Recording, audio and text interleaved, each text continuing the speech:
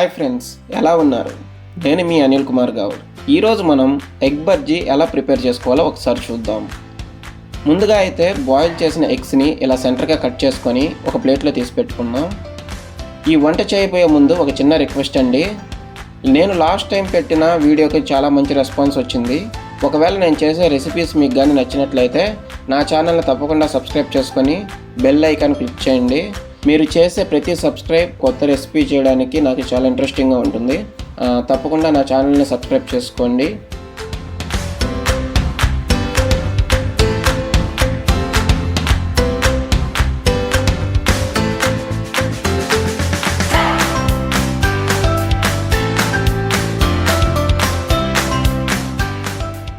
ఇప్పుడైతే ఒక బౌల్ తీసుకుంటున్నానండి.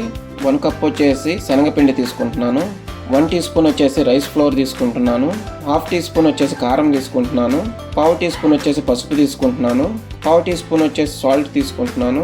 1/2 టీ స్పూన్ వచ్చేసి వాము తీసుకుంటున్నాను. 1/2 టీ స్పూన్ వచ్చేసి వంట సోడా తీసుకుంటున్నాను. ఇలా ఈ ఇంగ్రీడియంట్స్ అన్నిటినీ బాగా ఇలా మిక్స్ చేసుకోండి.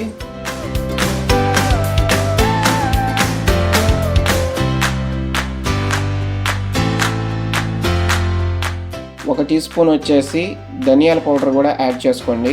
సో యాడ్ చేసుకున్నాక కొంచెం వాటర్ వేసి పిండి ఇలా గడ్డలు కట్టకుండా గ్రేవీగా వచ్చేంత వరకు ఇలా కలుపుతూ కొంచెం వాటర్ యాడ్ చేసుకుంటూ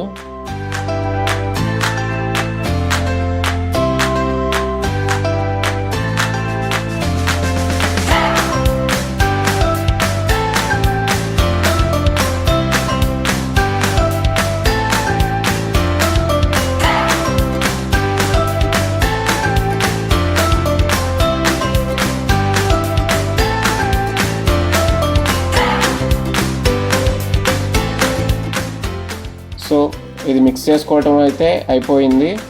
స్టవ్ మీద ఒక పాన్ తీసుకొని అందులో డీప్ ఫ్రైకి సరిపడా ఆయిల్ అయితే తీసుకొని హీట్ చేసి పెట్టుకోండి. సో మనం కలుపుకున్న ఆ గ్రేవీలో ఇలా మనం కట్ చేసి పెట్టుకున్న ఎగ్స్ని వచ్చేసి డిప్ చేసుకోండి. బాగా డిప్ చేసుకొని ఆ హీటెడ్ ఆయిల్లో వేసుకోండి. వేసుకున్నాక ఇలా బ్రౌనిష్ కలర్ వచ్చేంత వరకు డీప్ ఫ్రై చేసుకోండి.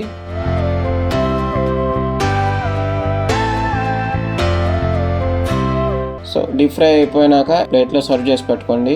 అంతేనండి, ఎంతో టేస్టీగా ఉండే ఎగ్ బజ్జీ రెడీ.